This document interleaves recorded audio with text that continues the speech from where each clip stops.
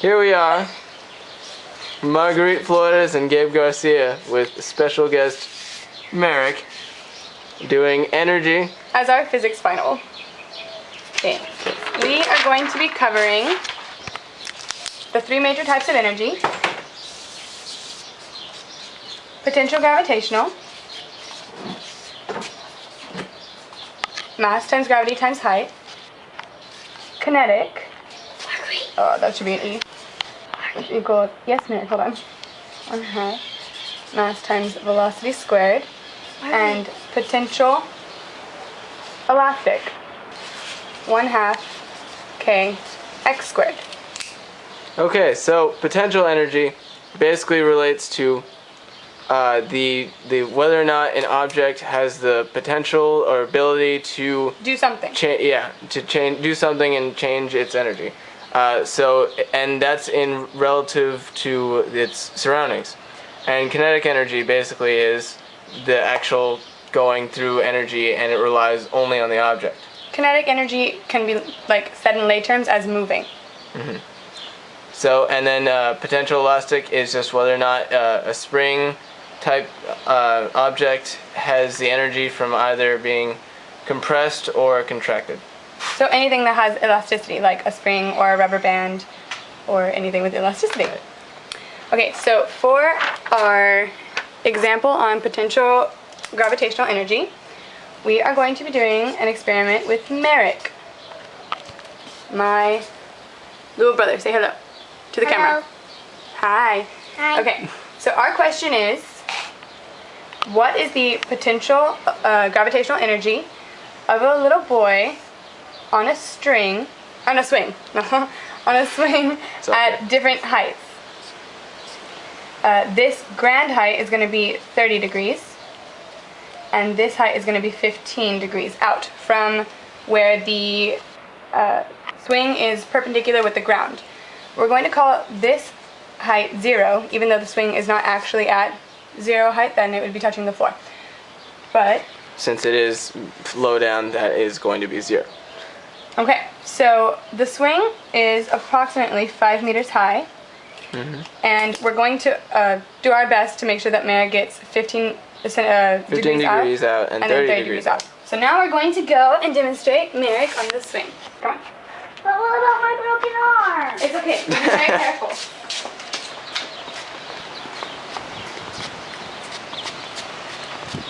Shouldn't we do it in the backyard because I should swing on the middle swing?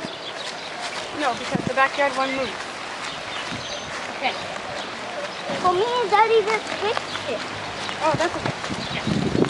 You ready? Okay, now I'm going to be careful with your arm. Okay. Okay, so this is Merrick, where the swing is horizontal, is perpendicular to the ground. Right. Okay. That's. I'm going to swing Merrick out about 15 degrees. Merrick at about 15 degrees. Right. I'm going to push him a little further. And try and get him to 30 degrees. About. And so we're going to find his potential gravitational energy he has at each point in which he stops and then comes back. Okay. Come on. Goodbye. Woo. Thank you for helping us, Mary. Is that all? Yep, you can go inside. Good. Do we wait for the next project? Yeah, you can go inside. Okay. So. Can I go inside now? Yes, you can go inside. Like I want to. The equation for potential gravitational energy is mass times gravity, the constant, times height. When, let's call this A. When Merrick is at height 1, this height. Height 1, height 2, and height 3. When Merrick is at height 1, the equation is the mass of Merrick, which we calculated to be 20.4 kilograms, times gravity, the constant, 9.81, times a height of 0. This gives us a grand total potential gravitational energy of 0 joules. Right. This is because he can go no farther down at the point he's at and so he can thus have no energy in relative to his surroundings. Which is only certain because we made this height 0. Which is a very important factor. Okay, at height 2, when Merrick is at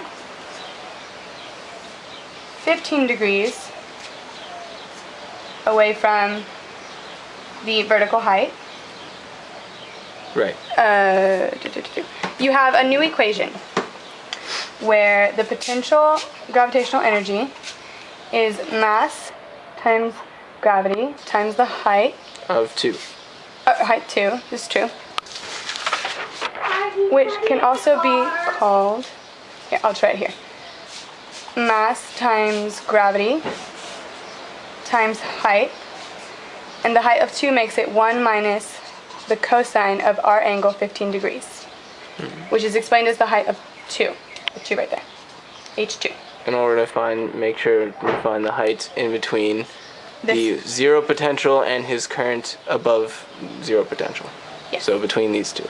Okay, so the mass is the same, 40.2.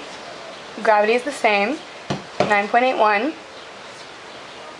The height is 5 because we calculated that the swing is about 5 meters tall.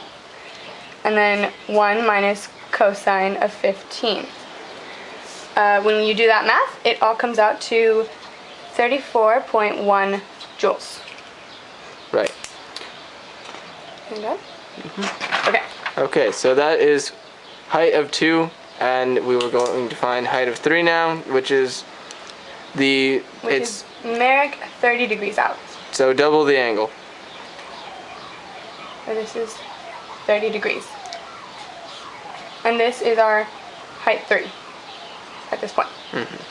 And you have to remember that because it is a string and it is going in a circular path, that each point in the circular path is going to be the same amount from the original point.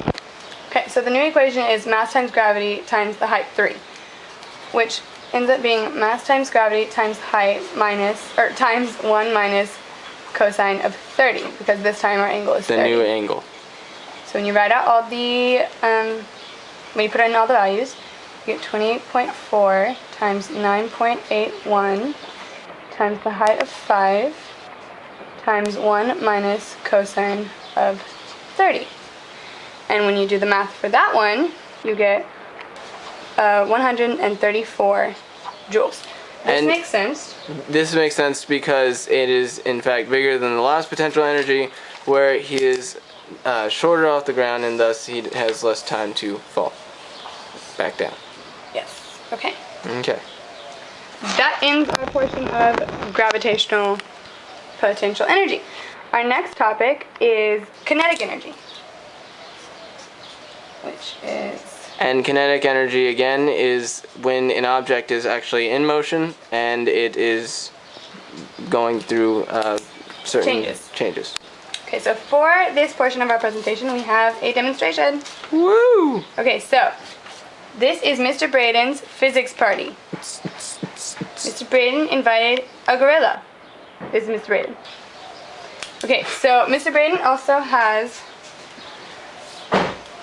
a beach ball at his party. And the beach ball is filled with water and is approximately 1 kilogram. 1 kilogram in mass. So the gorilla is on the disco dance floor and is doing his thing, dancing around, and sees this not moving beach ball and decides to kick it. Woo! Not in Mr. Braden.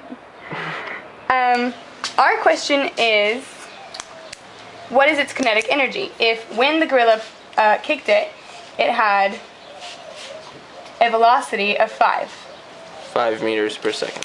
Okay, so we know that this is the equation for kinetic energy, so you just have to plug in your values. Kinetic energy is equal to 1/2 of the mass times the velocity squared. You're given the mass of the ball, 1 kilogram, and you're given the velocity of the ball, so you get 1/2 of 1 times 5 squared. When you do that math, you get 12.5 12.5 joules joules. Yes. of the ball. Okay. Then for the final portion, you have potential elastic, which is 1/2 of kx squared, where k is the spring constant and x is the difference between the length of the spring when it's compressed. So at Mr. Braden's fun party, when the gorilla kicks his cool ball filled with water, the ball hits a beautiful piece of artwork in Mr. Braden's house, a spring that protrudes from the wall. The spring, when it's just resting, is 2.47 meters long. And then when the ball hits it, the spring compresses to be 0.52 meters. Okay, above this very decorative string that Mr. Braden has in his living room is a sign K equals 71.8 Newton meters. The spring constant. Right.